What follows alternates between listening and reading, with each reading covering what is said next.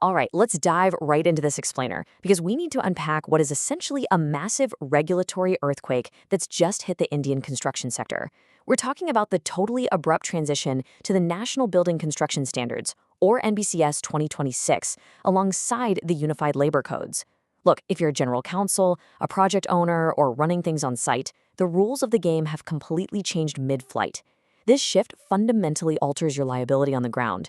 Relying on old contracts or those informal site diaries, yeah, that's a guaranteed path to some absolutely devastating multi-million rupee disputes. So today, we're going to build a practical compliance manual right here, right now, so we can survive this shock. We've got a lot of ground to cover today.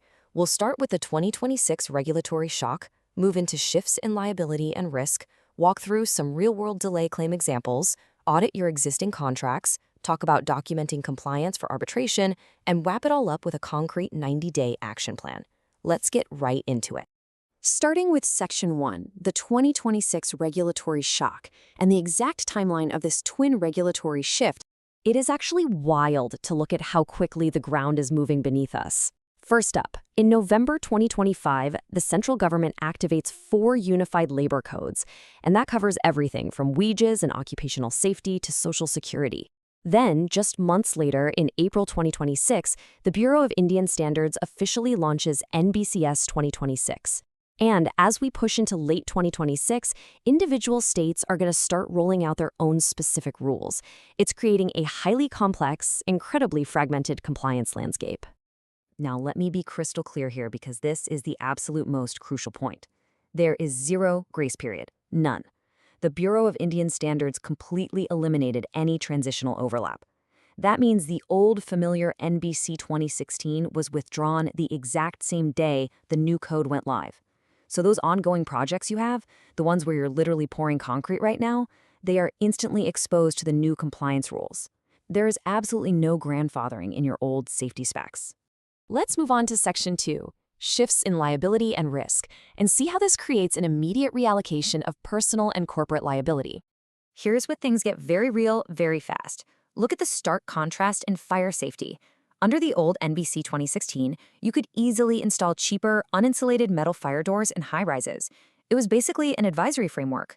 But under NBCS 2026, uninsulated doors are strictly non-compliant, period. You have to use insulated doors that stop heat from passing through. And here's the kicker. If you, as an architect or consultant, approve a non-compliant door today, the specifier carries personal liability for any casualties. Your signature on that drawing isn't just paperwork anymore. It carries immense personal legal weight. And it's not just about fire doors, it's the whole shebang.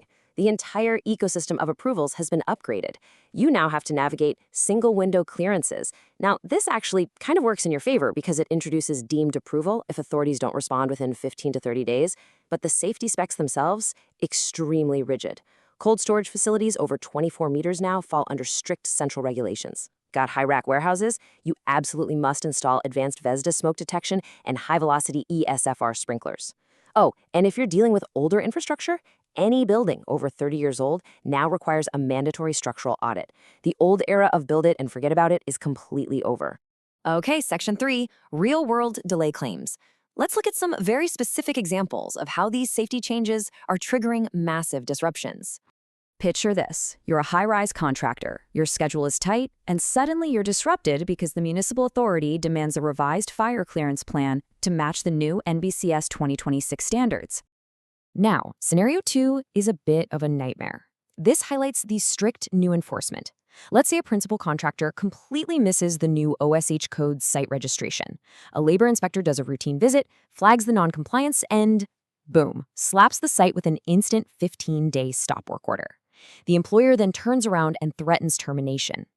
This shows you exactly how failing to adhere to these new codes invites immediate operational paralysis and severe contractual disputes. And here is a classic concurrent delay scenario. A site is behind schedule because the contractor has a massive labor shortage, but simultaneously, the employer is dragging their feet on releasing revised structural drawings needed for the new NBCS mandates. If the employer tries to deduct full liquidated damages here, tribunals will step in and apportion those damages. They're going to split the financial burden right down the middle between the contractor's labor fault and the employer's slow design revisions. Moving right along to Section 4.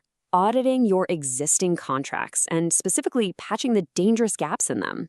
Think of this as your ultimate risk assessment guide. It maps out exactly when a project owner is liable and the hard evidence you literally have to provide. Want an extension of time? You need a written notice of the regulatory change and an updated program. Defending against liquidated damages? You've got to rely on the prevention principle, proving with hard inspection reports that the employer's own non-compliance contributed to the delay. And for disruption claims, you need serious productivity data showing exactly how out-of-sequence work cost you money. You need to audit your existing contracts right now using this specific checklist. First, update your compliance warranties to explicitly reference NBCS 2026, which is officially known as SP 7 2026.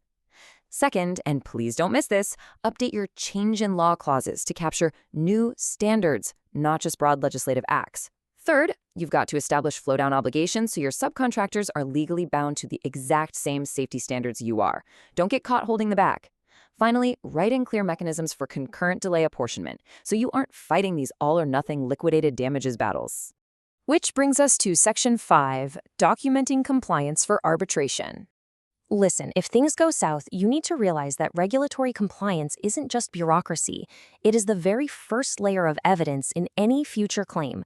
Tribunals are actively going to draw adverse inferences if you don't have the paperwork. What does that mean? It means they will assume the absolute worst about your case if you cannot produce statutory format records from the exact time the delay occurred. So, to preserve your claims, your teams must secure these specific pieces of contemporaneous evidence. You have to issue date-stamped notices within your contract's window, usually 14 to 28 days of a regulatory delay. You have to update the baseline program to prove the critical path was actually impacted. You need to digitize your BIM revision histories to prove exactly when a design had to change for NBCS 2026. And crucially, you've got to scrap those messy site diaries, replace them with statutory wage sheets and official OHS safety logs. Finally, Section 6, your 90-day action plan and your immediate next steps. Here is your rapid response 90-day action plan. Step 1. Look at any ongoing delays caused by new approvals and issue preservation notices to the employer immediately. Step 2. Audit your site managers today to ensure records are strictly in the new labor code formats. Step 3. Don't wait for a dispute to explode. Instruct a delay analyst now for a prospective analysis. Step 4. If you're facing liquidated damages, review those provisions immediately against the prevention principle. So I'll leave you with this. Take a hard look at your current site practices and ask yourself this final question. Is your site documentation actually robust enough to defend against a 2026 compliance audit? Because the old rules of construction in India are officially dead. The grace period does not exist. NBCS 2026 and the Unified Labor Codes are here, and the tribunals are waiting. Ensure your contracts are tight, your fire doors are insulated, and your records are digital. Thanks for joining me on this explainer, and good luck out there on the site.